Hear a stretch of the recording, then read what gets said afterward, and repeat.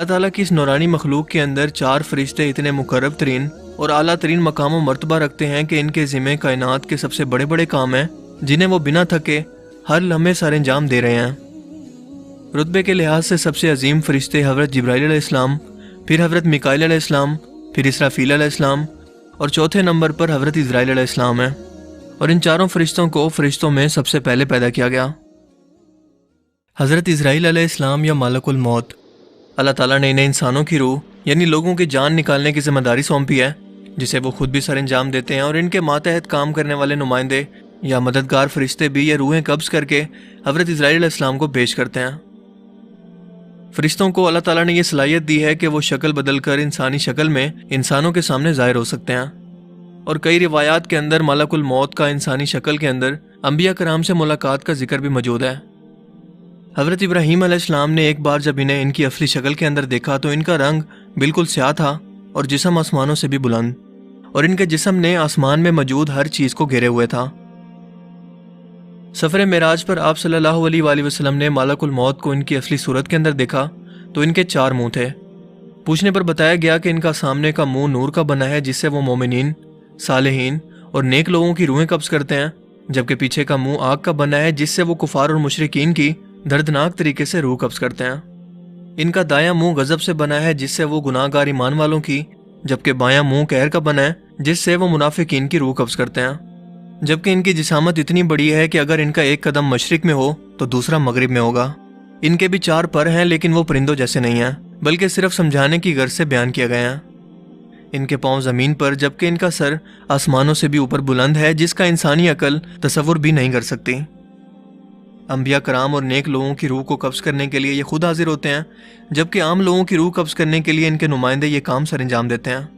کائنات میں واحد ایک ایسی ہستی ہمارے پیارے آقا نبی کریم صلی اللہ علیہ وآلہ وسلم کی ہے جن کی روح کو قبض کرنے سے پہلے ملک الموت کو یہ حکم تھا کہ نہ تو میرے محبوب کی اجازت لیے بغیر ان کے گھر میں داخل ہونا اور نہ ہی ان کی اجازت کے بغیر ان کی روح قبض کرنا،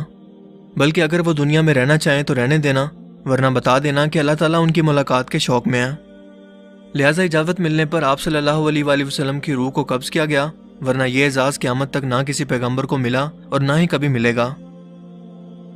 حضرت موسیٰ علیہ السلام اللہ تعالیٰ کے لاڈلے اور جلیل القدر پیغمبر تھے۔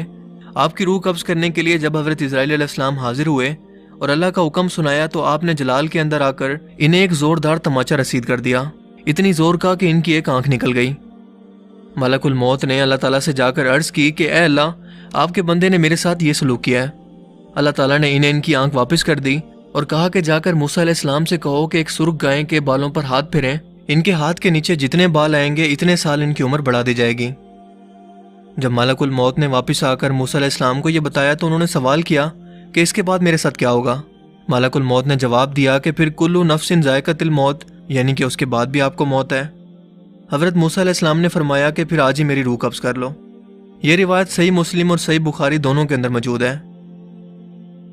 حضرت سلیمان علیہ السلام کے دور کے اندر ایک شخص بڑے دربار کے اندر ظاہر ہوا اور معمول کے مطابق دربار لگا ہوا تھا، لیکن یہ شخص حضرت سلیمان علیہ السلام کے ایک وزیر کو بڑی عجیب و غریب اور حیرت بھری نظروں سے گھور رہا تھا۔ اس شخص کے دربار سے جانے کے بعد حضرت سلیمان علیہ السلام نے اس وزیر کو بتایا کہ وہ ملک الموت تھے۔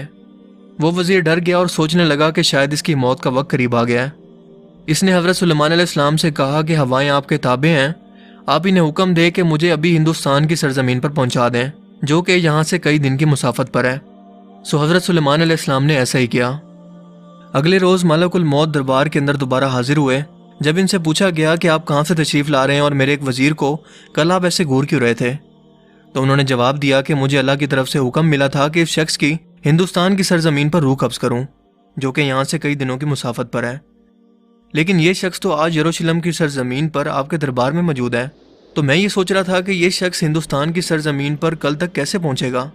لیکن ابھی میں اسی شخص کی روح قبض کر کے واپس آ رہا ہوں، جس سے یہ معلوم ہوتا ہے کہ کوئی بھی شخص دنیا کے کسی بھی کونے یا تہہ خانے کے اندر ہی موجود کیوں نہ ہو، جتنی بڑی بھی 4 دیواری اس کے گرد موجود ہو، یہ نہ تو موت کو روک سکتی ہیں اور نہ ہی ملک الموت کو، کیونکہ ملک الموت انسانی جسم جیسی خصوصیات نہیں رکھتے اور نہ ہی ان پر ٹائم لاگو ہوتا ہے اور نہ ہی اس دنیا کے مادی قانون، اسی لیے وہ دنیا کے ہر کونے میں ایک ہی وقت کے اندر موجود رہتے ہیں۔ اللہ تعالیٰ نے ان کے لیے زمین کو بالکل ایک پلیٹ کی طرح ہموار کر دیا ہے، یا پھر انسانی مٹھی کی طرح جس پر وہ جب چاہے جیسے چاہے ہر وقت پہنچ سکتے ہیں۔ قیامت کے روز جب شیطان لوگوں کو جہنم تک پہنچا چکا ہوگا اور نیک لوگ جنت کے اندر داخل کیے جا رہے ہوں گے، تب شیطان سمجھ جائے گا کہ اس کی موت کا وقت بھی قریب آ چکا ہے اور اللہ تعالیٰ نے اسے قیامت تک کی جو زندگی دی تھی اس کا وقت اب ختم ہو گیا ہے۔ لہٰذا وہ ڈر کے مارے سمندر کے ایک حصے سے غوطہ لگا کر دوسرے حصے سے باہر نکلنے کی کوشش کرے گا تو وہاں ملک الموت پہلے سے موجود ہوں گے۔ اس کے بعد وہ پھر غوطہ لگائے گا اور تیسرے کونے سے نکلنے کی کوشش کرے گا، لیکن پھر سے وہاں پر ملک الموت پہلے سے کھڑے ہوں گے۔ یوں وہ ان سے کسی بھی طرح سے بچ نہیں پائے گا اور اس کی روح کو بھی حضرت اسرائیل علیہ السلام قبض کر لیں گے۔ ملک الموت کو ہی لوگوں کی روح قبض کرنے کی ذمہ داری آخر کیوں دی گئی؟ اس کے پیچھے ایک واقعہ موجود ہے۔ جب حضرت آدم علیہ السلام کی تخلیق کا وقت آیا تو اللہ تعالیٰ نے حضرت جبرائیل علیہ السلام کو زمین سے مٹی لانے کا حکم دیا۔ سو حضرت جبرائیل علیہ السلام زمین پر اس جگہ پر آئے جہاں پر آج کعبہ موجود ہے اور وہاں سے خاک اٹھا لی، لیکن زمین نے انہیں قسم دی کہ خدارا یہ خاک لے کر یہاں سے مت جاؤ، کیونکہ اس سے جو خلیفہ پیدا ہوگا اس کی اولاد بہت گناہ گار ہوگی، اس پر اللہ کا عذاب بھی نازل ہوگا، اور میں بھی اللہ تعالیٰ کی تخلیق ہوں اور جانتی ہوں کہ میں اس قدر عذاب کو برداشت نہیں کر سکتی۔ اس بات کو سن کر جبرائیل علیہ السلام وہ خاک لیے بغیر واپس آ گئے، جس کے بعد میکائیل علیہ السلام اور پھر اسرافیل علیہ السلام کو بھیجا گیا، لیکن وہ بھی اس خاک کو لیے بغیر واپس آ گئے۔ لیکن جب ملک الموت کو بھیجا گیا تو زمین نے ان سے وہی کہا جو اس سے پہلے 3 فرشتوں کو کہا، لیکن ملک الموت نے فرمایا کہ تم مجھے جس رب کی قسم دیتی ہے میں بھی اسی رب کے حکم سے آیا ہوں اور یہ خاک لے کر ہی جاؤں گا، لہٰذا انہوں نے ایسا ہی کیا۔ تب اللہ پاک نے فرمایا کہ اسرائیل تمہارا دل ان معاملات کے اندر بہت سخت ہے کہ تم کسی بھی شخص کے ماتم منانے پر یا قسم دینے پر یا پھر کسی کو روتا دیکھ کر اپنا فیصلہ بالکل نہیں بدلو گے، لہٰذا اس خاک سے پیدا ہونے والی مخلوق کی روح کو قبض کرنے کا ذمہ میں تجھے دیتا ہوں۔ حضرت اسرائیل نے فرمایا کہ اے اللہ پھر تو آدم کی اولاد مجھے اپنا دشمن سمجھے گی۔ اللہ تعالیٰ نے فرمایا کہ فکر مت کرو، میں ہر شخص کے موت کی وجہ مقرر کروں گا، لہٰذا وہ خود کو اس کا قصوروار جانیں گے نہ کہ تمہیں۔ دوستو لفظ اسرائیل عربی زبان کے لفظ ازرا اور ایل سے مل کر بنا ہے۔ ازرا کا مطلب ہے بندہ اور ایل کا مطلب خدا ہے، یعنی کہ خدا کا بندہ، جن کے بارے میں قرآن کریم میں بیان ہے کہ جس کا کام زندہ موجودات کی روح کو قبض کرنا ہے۔ سورہ الانعام کے اندر بیان ہے کہ وہی غالب ہے اپنے بندوں پر اور تم پر نگہبان بھیجتا ہے، یہاں تک کہ تم میں سے کسی کو موت آتی ہے تو ہمارے فرشتے اس کی روح قبض کرتے ہیں۔ اس آیت مبارکہ سے تو ایسا تصور ملتا ہے کہ شاید انسانوں کی روح فرشتوں کو ایک گروہ قبض کرتا ہے، جبکہ ہمیں تو معلوم ہے کہ یہ ذمہ داری صرف ملک الموت کے ذمہ ہے۔ سو پھر اس آیت مبارکہ کا مطلب کیا ہے؟ دراصل اس آیت مبارکہ کا مطلب ہے کہ ملک الموت کے ساتھی اور ان کے نائب جیسا کہ نازعات، سابحات اور ثاقبات، یہ ایک مخصوص قسم کے فرشتوں کے گروہ ہیں جن کی الگ الگ ذمہ داریاں ہیں۔ مثال کے طور پر نازعات، سابحات اور سابقات ایک خاص قسم کی مخلوقات کی روح قبض کرتے ہیں، جبکہ ناشطات گروہ کا کام ہے کہ مومنوں کی روح کو آسانی سے اور مہربانی سے قبض کریں، جبکہ نازعات کا کام ہے کافروں کی روح کو شدت اور عذاب کے ساتھ قبض کرنا، جیسا کہ قرآن کریم میں بیان ہوتا ہے کہ کافروں کی جان سختی اور عذاب سے نکلتی ہے اور موت کے فرشتے اس کے ارد گرد اور آگے پیچھے احاطہ کر لیتے ہیں، انہیں مارتے ہیں، لیکن مومنین کی جان کو نہ صرف انتہائی مہربانی سے نکالتے ہیں بلکہ باقاعدہ انہیں جنت کی خوشخبری بھی دیتے ہیں۔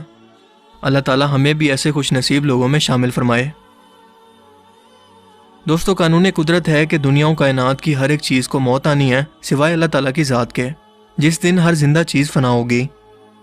اس روز اللہ تعالیٰ 3 مرتبہ پوچھیں گے کہ ہے کوئی آج میری برابری کا؟ آج کے روز کس کی بادشاہت ہے؟